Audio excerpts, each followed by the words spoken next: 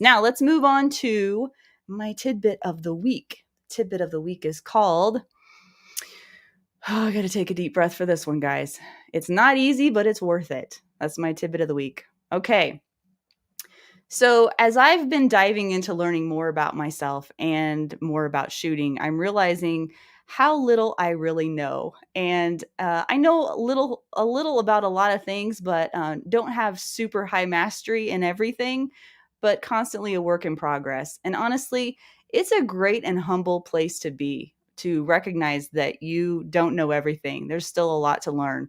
And being willing to admit and that you don't know it all, but trusting that you keep learning.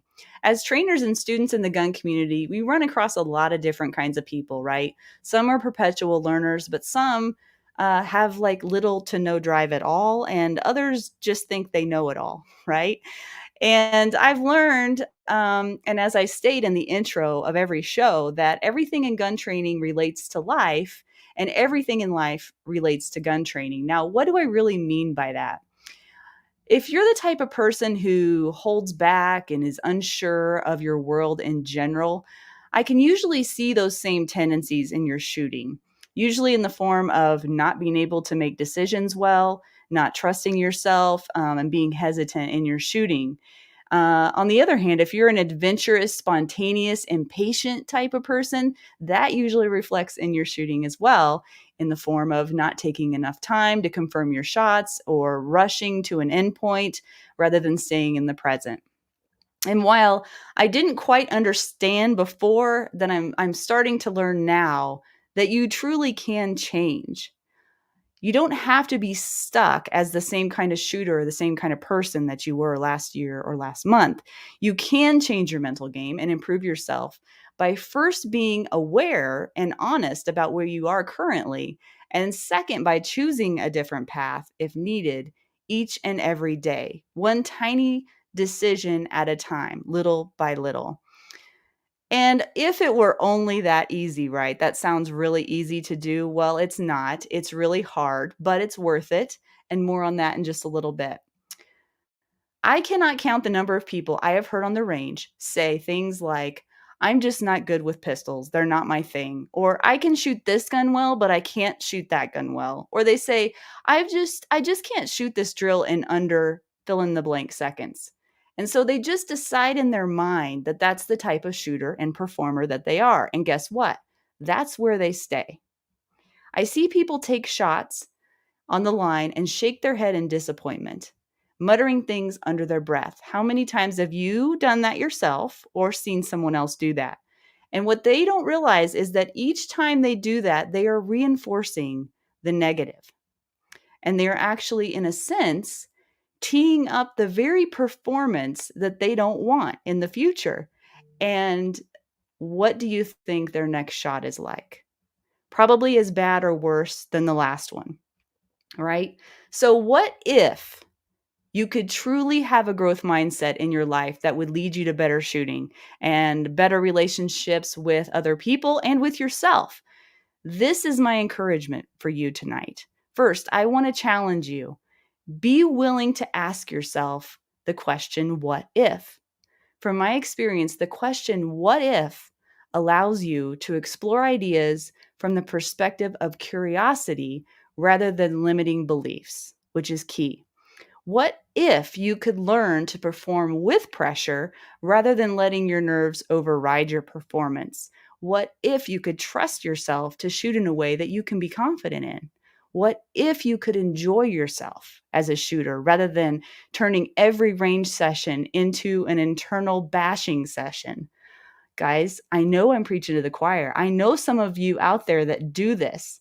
You do it internally and you do it externally later after you get off the range. What if learning to manage those things actually translated into a better you in your everyday life, not just on the range? And I'm telling you, it will. What you do in everyday life, how you think about yourself, your mental game, and your decision making process all reflect heavily in the type of performer you become, whether it be in shooting or any other skill that you are looking to perform. And one of my favorite quotes is from Brian Hill, the complete combatant, and he says, "You don't have to be special to be great." And it's true. You don't have to have special DNA to be a great shooter. You don't. And also, you don't have to live in constant anxiety, worried about what everyone else thinks of you. And you don't have to be a perfectionist in everything you do because the world will not fall apart if you don't get it right. It won't. In fact, what will happen is you will grow from your missteps. Try and fail constantly. Yes, I said it. Fail constantly, but always get back up, learn, and try again. This cannot be overstated. Guys, I do this all the time. I feel like I'm failing every day, and I get back up and I keep going. And that is how you grow. Lastly, as another one of my favorite gun trainers says, can you guess who that might be? Adam Winch, Defenders USA. Adam says, focus on the process and the outcome will take care of itself. Now, you tell me how that quote does not apply to everyday life. Focus on the process and the outcome will take care of yourself. Raise your hand if you've been in an Adam Winch class and you've heard him say that. Now, what does that mean? The more you focus on the external, the less you will be able to reach your full potential because your focus will be out there and not right here, right now. So stay in the moment, focus on one thing at a time, be intentional and thoughtful in your process, but take it one small step at a time. Don't eat the whole elephant in one bite, right? So how do you know when you're not focusing on the process? It's when you're focusing on external factors such as money, winning the patch, winning the award, gaining notoriety, or even something as small as constantly looking over your gun to see where the shot went. Are any of you guilty of that? Please don't do that. That's not a good habit to get into. Instead, focus on things like learning to trust yourself more in the moment and releasing your body to perform the skills you already know are there and you already know how to do. Or something like simply feeling the grip and trigger press with absolute full awareness every time. That's staying in the process. So if you get nothing else from this tidbit tonight, please remember this and take it to heart. Try to separate yourself from the shots you just took and the shots you're getting ready to take, and just take the shot in front of you right now. That's how you win. That's how you make progress. That's how you grow. All you have is this moment right now, today. And if you do that, before you know it, you'll look back in awe of how far you've come in your shooting and in your everyday life. And this is just a sliver of what I've learned over the last year, and it has changed a lot of things for me, and I hope it can help you too. It requires honesty and accountability. It requires curiosity and willingness to work. And as with everything in life worth pursuing, it's not easy, but I promise you, it's worth it. Okay, off my soapbox. So there's my tidbit of the week. Has anybody else commented on their win of the week? Nope, don't see anybody, but I see some more shout outs. So Melissa's with us. Hey, Melissa, glad you're with us tonight. And Karen is shouting out as well. And oh my Lord, look who just showed up. Should I bring him on the screen? Oh, Adam's in the house. He made it. I can't believe it. That's wonderful. Well, thanks for your help, Adam. I'm probably going to need it tonight. It's always way more fun when I have some help. All right, so let's move on to Memphis Beech. And Memphis's real name is Mikos, by the way. So Mikos, aka Memphis Beech, is a Marine Corps veteran, a sponsored competitive shooter, an IDPA master in multiple divisions, and a turbo pen winner. He primarily teaches out of Top Gun Memphis in Memphis, Tennessee. He's also known for his YouTube channel of nearly 7,000 subscribers and the EDC Everyday Conversations podcast. He also runs the Concealed Carriers Book Club on Facebook. So make sure to join that. So let's welcome Memphis onto the show. Hey, Memphis. Hey, Laura, how's it going tonight? Oh, really good. I really enjoyed sharing my win of the week and the tidbit of the week. So I hope that resonated with people. I'm sure it did. Yeah. So let's talk about you tonight. Okay, so here's where I'm thinking about going with this. I want to start a little bit with the podcasting, and then go into your experience in competitive shooting, and ask you a few questions as an instructor, if you're cool with that. Absolutely. Yeah, this is going to be fun. I know. So, probably not everybody knows, I was on your podcast. Well, Adam and I were on your podcast. I can't remember. It's been a few months back, probably.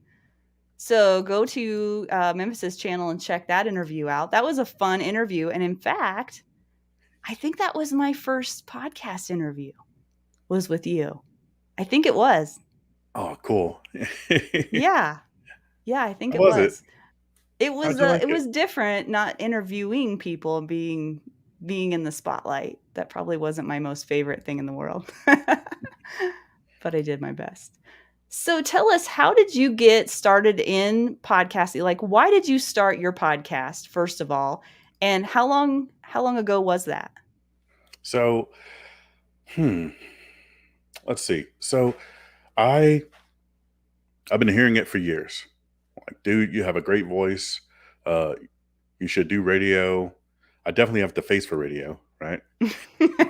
Um, I like a lot of folks have just said, hey, if you've and then also here's the thing, like podcasts like yours and there's some other podcasts out there as well, such as the American Warrior Show with Rich Brown. You know um, there's Riley Bowman's Concealed Carriers podcast. There's Mhm. Lee Weems, that Weems show. Those podcasts really inspired me, and I I really it really kind of hit home with me when I was really kind of excited about, some class sometime, right? Like, hey, Tom Givens is coming to town. All right, great. I'll tell my friends about it. Who's Tom Givens? And well, they just don't know because they're not part of the world, they're not part Sure.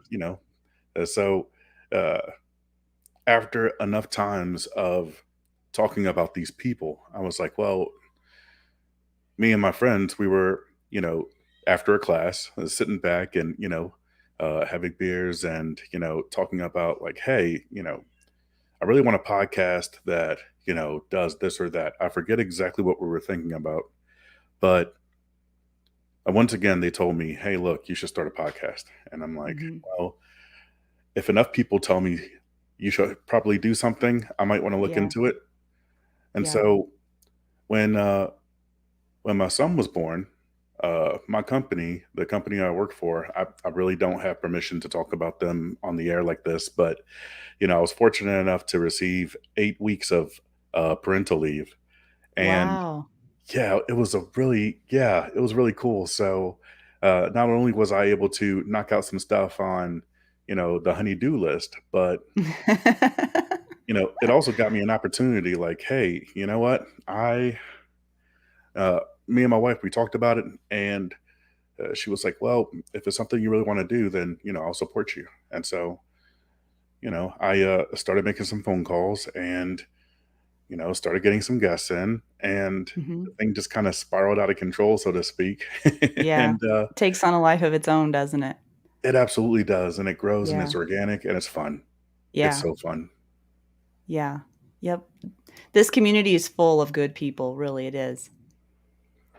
It really And is, so and what yeah, have been some of your so how long ago was that? And then what have been some of your biggest hurdles along the way?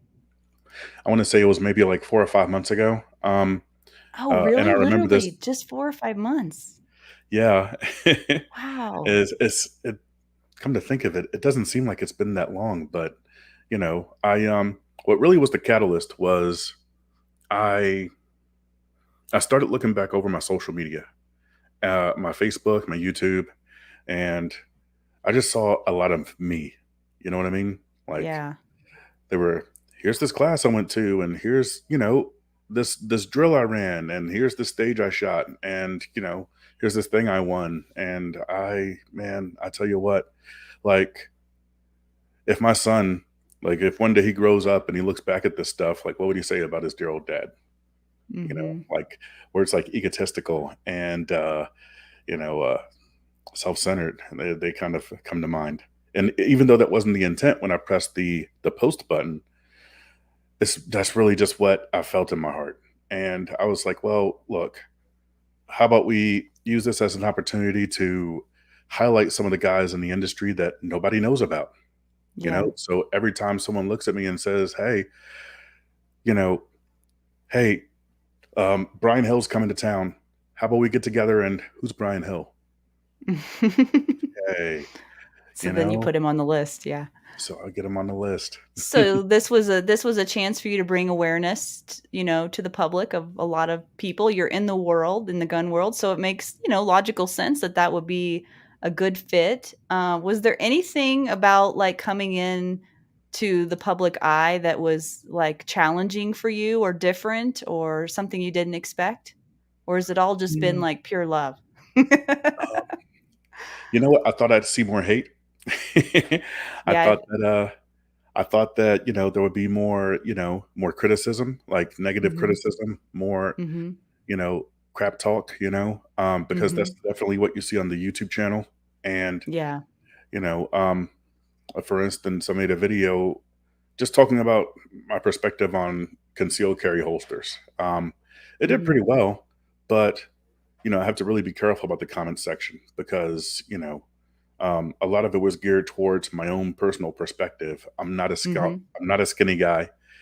I'm a thick dude. I'm Dude, though, you can move. I have seen videos of you shooting. You can move. I should have queued one up so everybody could see it. I like that right there is just a good product of my training.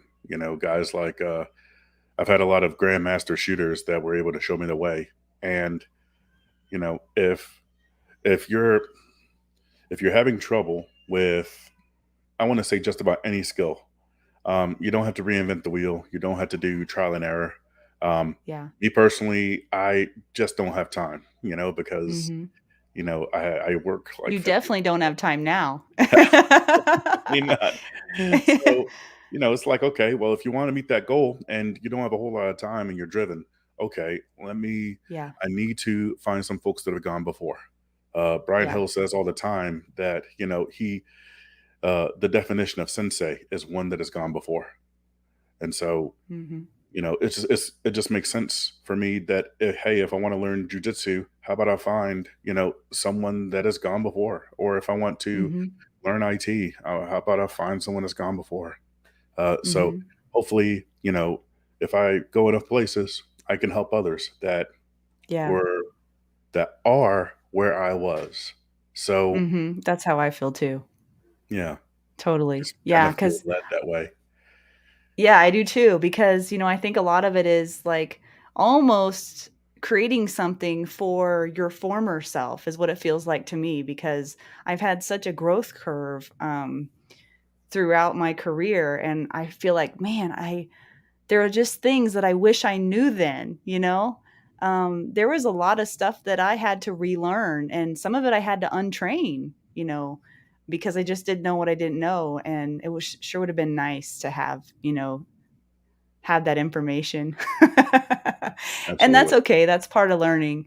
I'm curious to know, has there been, like, a moment on your podcast or a topic or a conversation or a person that has just really blown you away or what's been your, like, favorite, topic that Oh you've my talked gosh.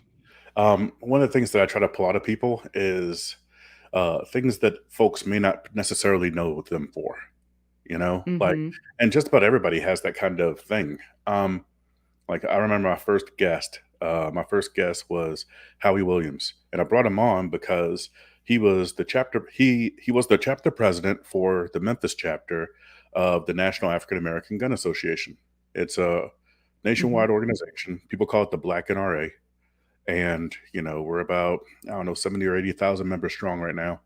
Uh, I think this year they're just about to kick off their first national convention, so they're doing really good things right now. Oh, And wow. Yeah. we're really proud of our president.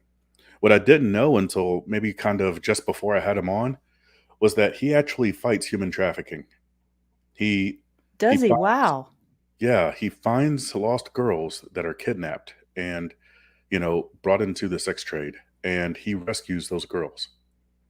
So Wow. and his stories are absolutely fascinating. Yeah. So, bringing stuff like that, and it doesn't always have to be that heavy. Um, there's Mhm. another instructor. His name is Josh Benson, and he had been in a wheelchair since he's 3 months old. So, Oh, wow. and he's an instructor. He's one of our instructors up at Top Gun. He is a competitive Mhm. shooter, even though he only has like technically like an arm and a half, right? And Wow. still he not only is he happily married, not only is he a phenomenal instructor, he has an intelligence quotient of, it's incredibly high. The man knows how to manage emotions and how to make Mhm. people feel at ease. But Mhm. he also, like, he told me about the time where he got invited to Jerry Miculek's range, and Oh, cool. he basically had like a private class with him and other shooters that are confined to wheelchairs and have permanent physical disabilities, and they even shot a pistol match. Like, it was really cool. Wow. They like, one of their guys, they would have one guy that pushes their wheelchair, and while they shoot, and that Oh my was gosh. so awesome. And a lot Oh, of these guys that they bring on, they have these quirks about them that just end up being incredibly fascinating. How Gabe yeah. White makes EDM music. You know Yeah. how you have Tim Reedy that rides bikes and wears kilts, Mhm. and Yeah. not necessarily at the same time. I had to ask that question.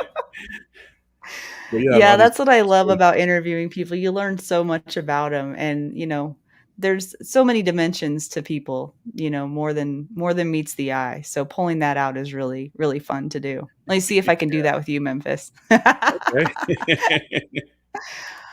Oh, shoot. Okay, but okay, so you did start something new recently. I wanted to give you, some time to talk about this, called the Coaches Collective. So Mhm. what is that? So me and some friends, we got together, and it's not my brainchild. It's the brainchild of Christopher Bean. Christopher Bean Oh, is an extremely accomplished instructor. He yeah. he is mostly known for his work with the active self protection instructor certification, along with John Correa, Stephanie Mhm, Widener, Neil Widener, and Carrie Dudenhofer. Also, he just got brought on to the Complete Combatants cohort. So, mhm. he's working hand in hand with Brian Hill and Shelly Hill. He's doing Mhm. phenomenal things. And, Yeah. he is one of those coaches that he really kind of, he's an emotional coach. He's a very cerebral coach. And Mhm. the thing that hurts about being on social media is that the great thing about social media is that you can reach people. The Mhm. bad thing about social media is they can reach you. but Yeah. but we saw that some of these folks, they go on Facebook and YouTube, and I remember that as well when I first got started, because I really just didn't know where else to go. So Mhm. I just wanted to hang out with other people that shot guns, and you know Mhm. it's easy to find those groups on Facebook, and it's easy for you to ask questions like, "Hey, Mhm. my groups keep going low and left. Why is that?" Mhm. And of course, you get the typical answers from folks that have never been instructors, you know, have never been trained on how to teach or how to coach or even how to shoot.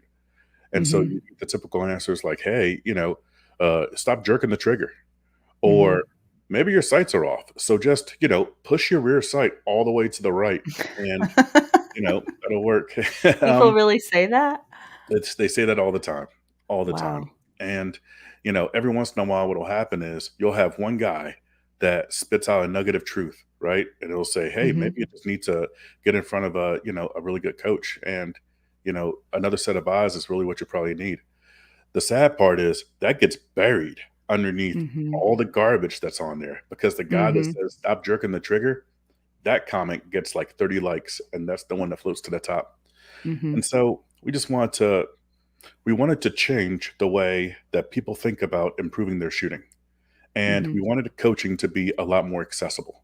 And so, you know, with this idea, Christopher Bean got a hold of, me and Tyler Tharp and Dan Brady and Riley Bowman. And, recently we, just brought on, uh, Tim Herron. And it's the ideas that are floating around are pretty awesome. I We're can really, imagine. I need to watch one of those because I can only imagine what that's like. Yeah, because those yeah, Chris conversations are is. really fun. Yeah, I imagine they are really, really good stuff. So let's move into your competition shooting just a little bit, and so tell us about. So I think you said you got your master classification in 2018. So what were some of the like struggles that you had as a lower level shooter, and what were some of the breakthroughs you had along the way getting to master class? And then after you answer that, I've got another follow-up question. Sure thing. Yeah. So I first got into competitive shooting because training had dried up in my area. Um, Mm, so Tom Givens had moved away, and um, that was after. That was actually before I got into this whole training space.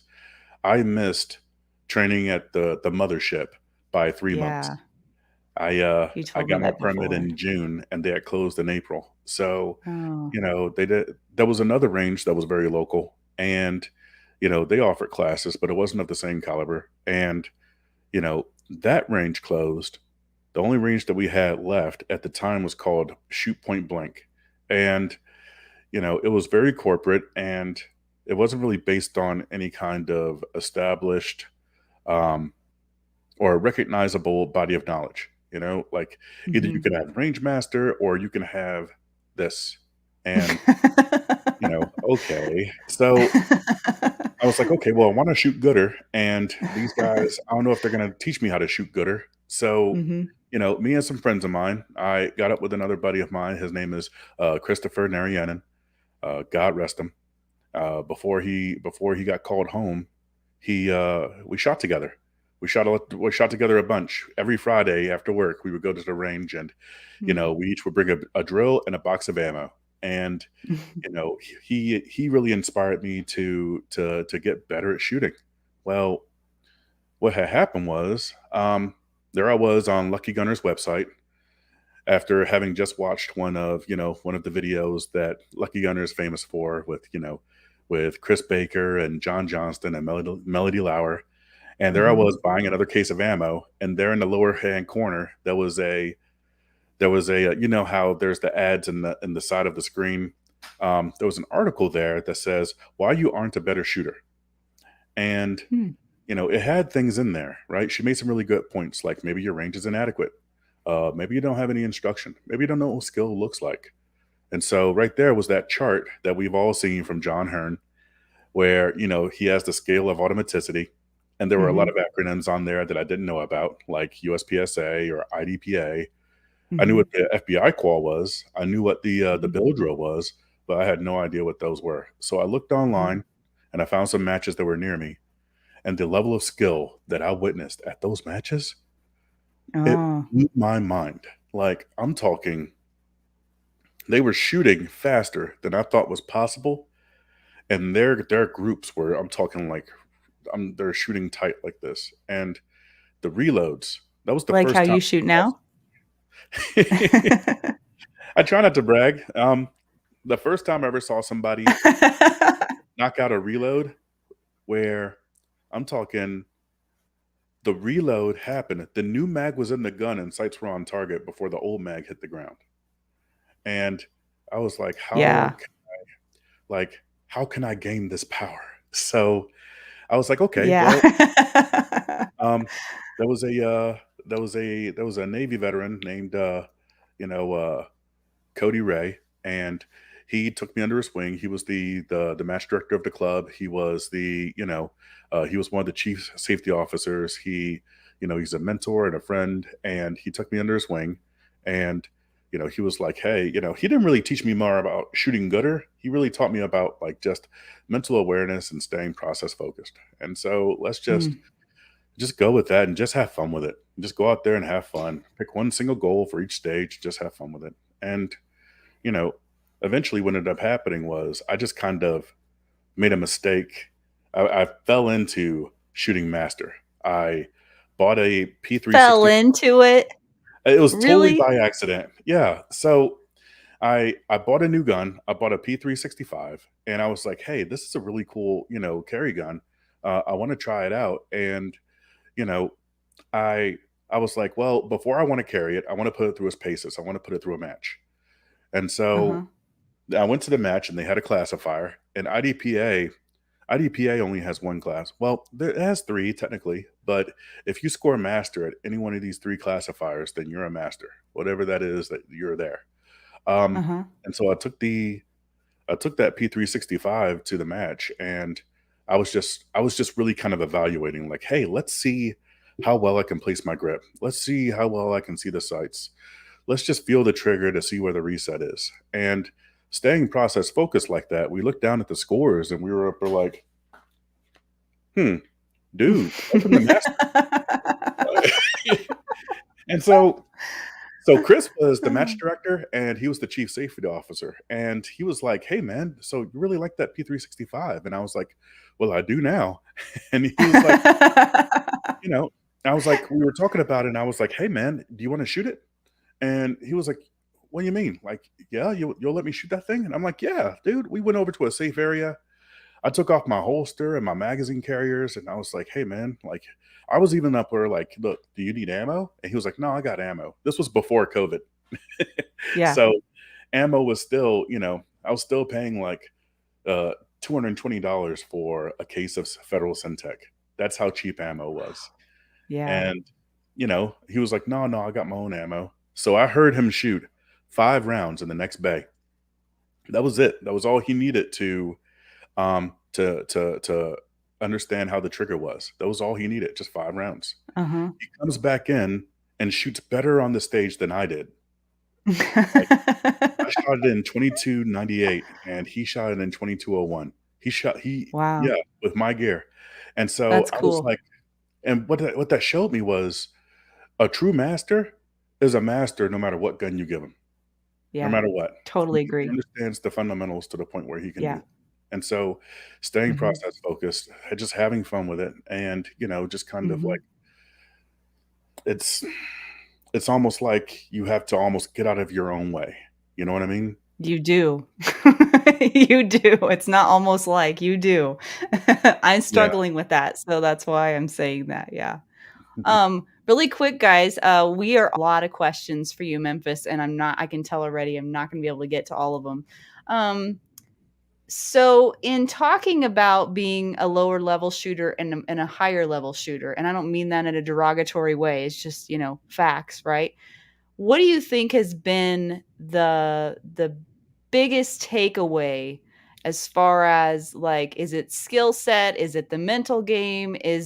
What is it that separates the good from the great as far as competitive shooting goes in your observations? Um, I would I would I would break it down to just emotional control and mental management, plain and simple. Yeah. Mm, So because if you know how to shoot well, I'm talking if you're, I don't know, let's just say you're a turbo pin winner, right?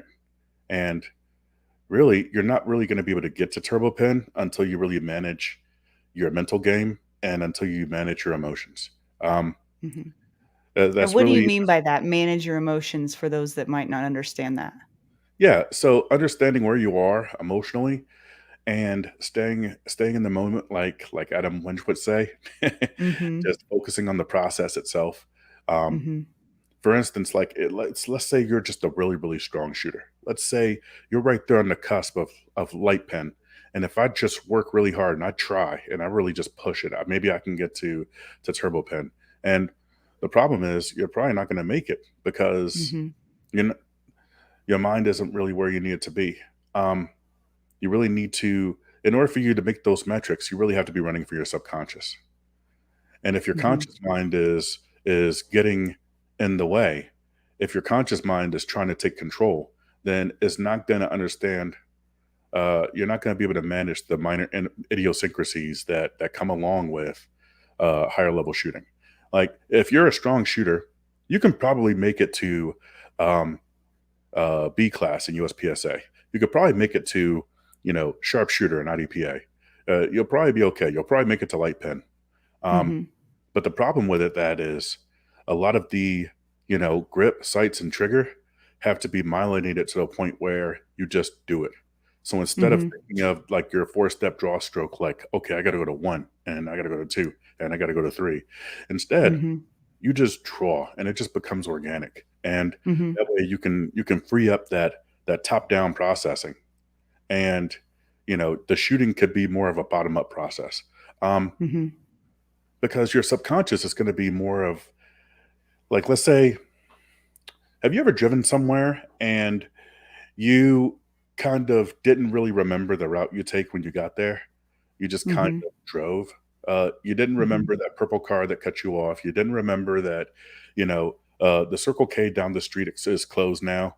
You didn't remember that, the light on Main Street just felt a little bit longer than usual. You don't remember all that stuff. You just kind of drove from your subconscious. You might have been Mhm. drinking coffee. You might have been texting. Um, but But what? so then that sounds like so this is what's confusing to me. I'm sorry to interrupt you. Yeah, The okay, the driving from your subconscious, but yet you say stay in the process. So does that mean you stay fully present, but you're on autopilot at the same time? Like, is there a balance there then? absolutely. There's a balance. Absolutely. So when you Okay. drive, you don't really think about how much pressure you apply to the gas. You don't really think Okay. about where your foot is situated. You don't think about turning the steering wheel. You just turn. You don't think about, Mhm. I got to put more foot on the gas so that I can introduce more, of a rich fuel air mixture and, get more acceleration. No, That you does just not go. cross my mind. It doesn't. You just go. You just, hit the gas and you go. You don't really think about that. What you do Right. think about is I need to make a left on Main Street. What you do need to The think big about picture is, stuff. yeah, or the next intersection has a yellow light, so I need to start slowing down. You don't think about how much pressure you apply to the Mhm. brake, you just do it. Right. Shooting needs to be Okay. the I same get way. what you're saying. Shooting needs to be the Okay. same way. That makes Like, you sense. just now the discovery process, and that's really where a lot of shooters really kind of, cut themselves short.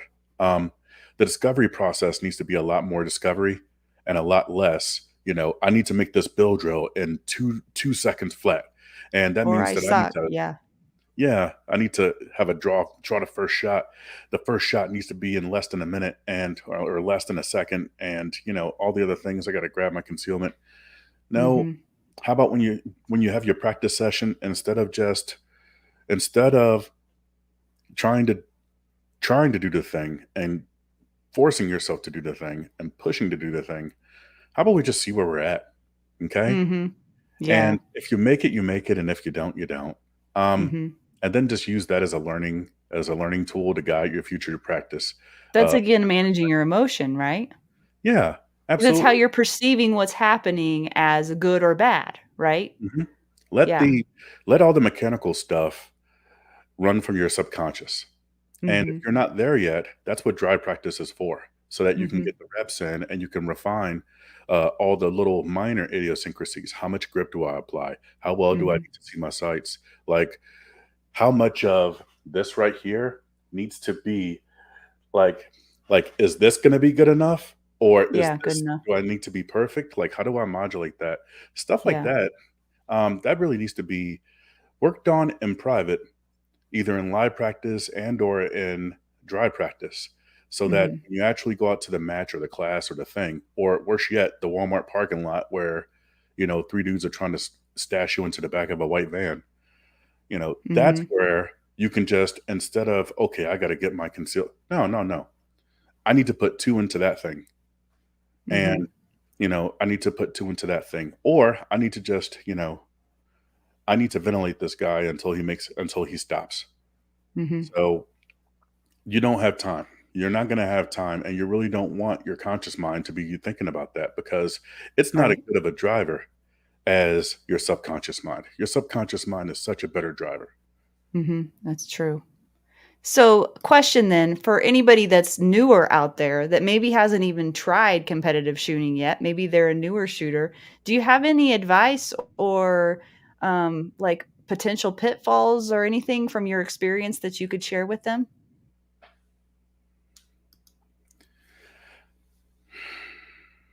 I I would have one if you don't. say this is gonna sound really bad, but would you mind repeating the question? It's a stalling tactic so that I can Well, come up I with a I better I answer. want to appeal to, the newer shooters out there too. There might be some people watching who've never tried competitive shooting, who are thinking about it. Is there any bit of advice that you could give someone that's new to the game, just as far as their approach to competitive shooting, or any like potential pitfalls they should look out for as a newer Absolutely. shooter? Yeah, absolutely. So, number 1, um, just don't set any goals just yet, Yeah. okay? Just try to have fun and don't get disqualified. Don't Be safe. Yes. Yeah, and, Yeah. don't set any goals because what ends up happening inevitably excuse me, what ends up happening inevitably is that people start off with very, very nebulous goals like, hey, I just want to get better. Or I just want to come out Yeah. here in my carry gear and get more reps with what I carry every day. Or, I just want to be able to, expose myself to a higher level of pressure while I'm shooting, which all of those are good goals. The problem is we don't stay honest with them because right Mhm. after every stage, what do we ask? Like, what was my raw time? Did I get any Mhm. Charlies? Like, what was my hit factor? And it's like, are you really staying true to your goal? Because if you just wanted to get reps and you didn't want to get disqualified, then what is your score matter? Okay, like why are you looking Mhm. at your scorecard? Why are you? Oh, that's what everybody wants to know. It's the same reason why they look over their gun every shot, you know? Absolutely. Yeah. Yeah. So instead, you should be able to call your shot from seeing the Mhm. sights. But what Mhm. what ends up invariably happening is that from there, they're like, okay, well, they come up with these arbitrary um, goals, such as I want to get faster splits, I want to get quicker out of the draw, I want to get better reloads.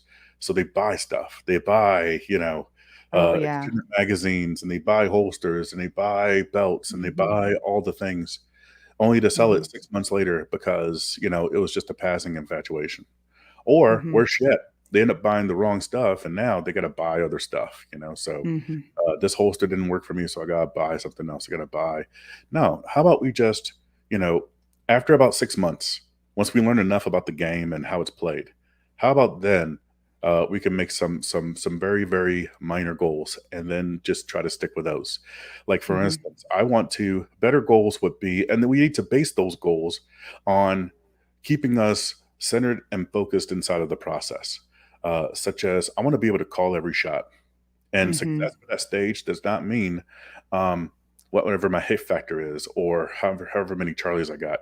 No, I need to be able to know just from my sights, not from looking at Mhm. the hole in the target. I need to Mhm. be able to know from where my sights are that I got 2 Charlies on that swinger down there, or, Mhm. I got a mic on this target over here in the corner, or, those two shots in the head box, they were alphas. I need to be able to know that. There was Mhm. one shooter that I remember that, he would get done with the stage, and he would walk away, and he would say to the scorekeeper, "4 Charlies, 1 Delta." And you would go through and count up the 30 targets that he shot, and sure No enough, kidding. 1, 2 yeah, 4 Charlies and 1 Delta. Did he care that he didn't win the stage? Did he care that, about all the things that he was, like, 3rd or whatever? No. What he cared about was that he had 100% awareness of every shot that he fired, and Yeah. what better metric can we have for concealed carriers? Yeah. So, Totally. it's Totally so agree with that. Really good advice, Memphis. That is very valuable, I know, to many people, and, really, really good stuff. We do have a few questions. Are you game for some Q&A here in a little bit? I'm excited. So throw out your questions, guys. If you have any questions for Memphis, we want to hear from you. Really quickly, before we transition into that, do you have any shout outs? Like, where can people find you? Do you have any classes coming up, et cetera, that you want to shout out? Yeah, there's a couple of things. Yeah. So, buckle up because there's a lot of people, right? Buckle up. Um, Yeah. So, first off, I teach classes at Top Gun Memphis. The director of training is Will Dugan, and it's because of him that I got as many reps as I got, and that I, was able to refine my craft. He even lets me design coursework and put it on the calendar. And so, but the reason why we have an intro to pistol optics class, we have an intro to pistol optics class coming up in 2 weeks. And Mm, our biggest piece of perfect. advice that we want people to know is that you please do not go out and buy anything for this class. We have we have we have optic mounted guns for you to borrow. And so, Mhm. as a matter of fact, we plan on bringing 12 guns with optics to the class for people to try Oh out. man, We're that's going to so try out cool. 12 different guns. So, and for someone that is just now getting into pistol optics, what better way is there than to look and see, okay, let's look at different emitters to see what reacts to your eyes the best, what your Yeah, eyes react to the best. And yeah. so, um, it's because of Will Dugan that we're able to do stuff like that. And so he was very active back in the Range Master Mothership days, and he's director of training at Top Gun. And so, if you're in the Memphis area and you're looking for a place to shoot, or if you're looking for a place to eat barbecue because there's a barbecue restaurant in the building, come to Top Gun Memphis. That's appealing. Um, there's also uh, there's also in the same building as Mid South Laser Engraving. And not only do they engrave guns, they do a lot of stuff with retirement, a lot of retirees' guns, and they also do NFA engravings. So if you have anything with some paperwork, you don't have to carry the paperwork around. You could just have the engraving right there on the gun, and that's really handy, especially if you go out of state. Um, Mhm. and then also, another shout out is for barrel block safety. That's what these little things right here are. And what this Mhm. does is it transforms your fully functioning firearm into an inert training tool. And Mhm. if you go to, I usually have a thing there, but if you go to barrel block safety, if you go to blocksafety.com and you use the coupon code Memphis 2022, you get 15% off your entire order, and that's everything site wide. And Defenders Live also has a coupon code as well. They have a coupon code for block safety because We do. so Thanks for that, um, Memphis, because that's where I was going next before the Q&A. It's like you knew. yeah. So as far as like other shout outs go, let's see. We could be here all night. I don't want to take up too much more time, but those were the main three, and I'm just thankful Okay. that you even gave me that. No, of course I would. Yeah, and make sure you check Memphis out on YouTube as well, at Memphis Beach on YouTube. That's where you can find a lot of his content. Um, and so before we transition over into the Q&A, and make sure you're dropping in any questions you have really quickly, make sure that you go to defenders-live.com for all things Defenders Live. And there you can look at past episodes, see who past guests have been, and sign up for our email list so that we can stay in touch with you and let you know what to expect in upcoming weeks. And also go to the partners page. Shameless plug to go to the partners page for all of the companies that we've partnered with, that we believe in, that we think might be able to help you out too. So check out defenders-live.com for that. And let's move into the Q&A here, and stay tuned towards the end of the show, or at the end of the show. I'm going to be letting you know who to expect for next week. So let's look at our questions here. Um, Clint wants to know, which one do you prefer, USPSA or IDPA, and why? It depends on what you want to do. I think that the best thing for concealed carriers to do, besides getting some qualified instruction, is to shoot IDPA, because that's gonna put you by the rules. It's gonna put you in more of a realistic scenario. Every stage is required that you draw from concealment. Every stage you have to manage, shooting threats without hitting non-threats. Every stage you have to use walls and barricades as concealment. And so, um, and those walls and barricades are going to simulate cover to keep you from getting shot while you're shooting bad guys. And so, for Mhm. defenders, I would recommend IDPA if you just want to go out there and run your carry gun. If you want to be a better shooter, like to really kind of get more into the puzzle solving process of shooting, I would recommend USPSA. And um, it's not for the faint of heart. Okay, it's really going to humble you because the level of skill there is just so much deeper of a pool of skill, because it ends up being a lot more mental and a lot more cerebral. A lot of those stages are Mhm. made to confuse you. They're made to Mm, frustrate you. And the real challenge is not to, shoot the things, to hit the targets. The real challenge is to not allow it to rattle you emotionally, to mm. stay in control and focus on the process. That's the real. Good practice. Yeah. I hope that answers the question. Yeah, that was great. Thank you for that. Tony's asking, knowing that you've been through the Marine Corps marksmanship training and had to qualify with the M16A2 annually, how would you say Grass Week compares or prepares someone to the process you're speaking of? And what are the differences between your shooting process now and what you used as a Marine? That's a So lot to unpack there. it is a lot to unpack. Tony has always been very cerebral like that. Tony was, when I first met him, he was a sergeant back in the Marine Corps, and he I met him all the way up through staff sergeant, and I think he even made it up to gunnery sergeant. And so, like, he and I are very close. I met his wife, I met his kids. The man is Mm. absolutely awesome, and he's been one of my mentors my entire life. He's like a father figure to me, and so I'm just Aw, honored that he would watch. So that's awesome. yeah, grass week is the week where all the Marines back in boot camp would go to the rifle range and qualify. And if you can't qualify to a Okay. high level, you're not a Marine. Every Marine is a rifleman, and so there's a lot of mental and physical pressure that's involved in that. Being able to manage that is something that every Marine is expected to do, just by the Mhm. sheer toughness and determination that he has. Um, the stuff that we're doing now is a little bit different because a lot of people just aren't equipped. They're not. They're not I don't want to say they're not trained that way. I just want to say that it wasn't really part of the equation when they first started, you know? Mm, And so, because the Marine Corps, everything in the Marine Corps, especially boot camp, is it tests you physically to reveal what's there mentally and emotionally. And I think it's a different game, but it tests the same things. It's almost like, mm, you have a different rifle, but it shoots the same bullets, kind of sorta. Does that hmm. Does that make sense? That's interesting. Well, I mean, that kind of a background would give you a certain level of, as you called, emotional management that perhaps other people wouldn't have, I would guess. Um, I may have started exercising those muscles earlier, but those Yeah, muscles are still there. Like, the yeah. potential's there. Mhm. That's good to know. All right, Haven Defense Co. wants to know, what 2 books would you recommend reading for shooting performance, one directly related to shooting and one for mental management? Oh man, this is easy.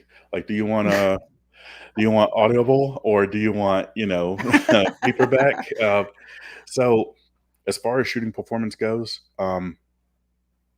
let's see. The most I'm gonna give you two. I'm gonna Okay. Let's start with the Narrow it down, Memphis, come on now. Yeah, because I run a book club after all. So, Yeah. um, as far as like directly relating to the act of shooting and just when it comes down to just technical shooting, what I would probably recommend is Steve Anderson's Refinement and Repetition. That really gave Mhm. me the bones for how to dry practice. And, it really kind of laid things out for me as far as um, very very technically, like, what do good sights need to look like, what does my grip need to feel like. And it doesn't really specifically say how this is how you grip the gun. What it really says is, how do you speak that to your subconscious? How do you myelinate that? Okay, how do you Mhm. make it, how do you burn that in, how do you program that motor function, that motor program. um, and so that right there ends up being really good. If you want something to read on Audible, what I would say is um, Brian Enos, Practical Shooting, Oh, and I think it's called like Beyond the Basics or something like that. this one? Yes, the Shooting Bible. Yeah. I just So bought it. yeah, and so that right there, that one ends up being extremely technical. to the point where, I'm talking every time people call it the shooting Bible because every single time you read it, you pull something else out of it. Mhm. Like you see it from a That's different what I've heard. perspective. Yeah, and it grows with Mhm. and so Cool. the as far as and those right there are just very, very technical.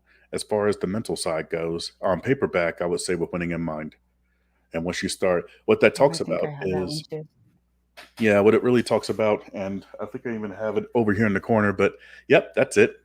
Um, it was written by Lanny Basham. Lanny Basham was an Olympic precision rifle shooter, and he doesn't really talk about how to shoot well. He talks about how to be a better competitor and how to manage your Mhm. emotions and how to run your own mental program.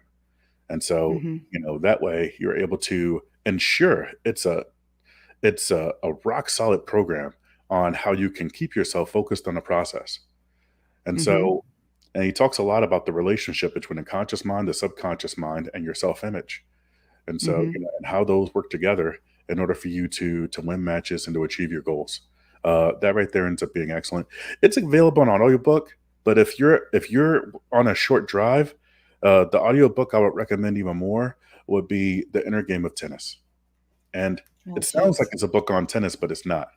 If you replace backstroke with draw stroke, then This you're is a gonna complete coincidence, by the way. We did not plan that I would have these books available ready to go. she's right. We didn't plan this at all. So, but yeah, that one right there, what that talks about is the concept of, training your subconscious to do the thing. Instead of trying to do the thing or struggling to do the thing, you just do the thing. And Mhm. you can do that by running that motor program from your subconscious. And that book talks about how to do that in a very deliberate and tangible way. So if you're on a drive, do that. I'm glad I'm on the right track, Memphis. Yeah, skip right ahead to chapter 4, and Chapter 4. yeah, chapter 4 is where you wanna be.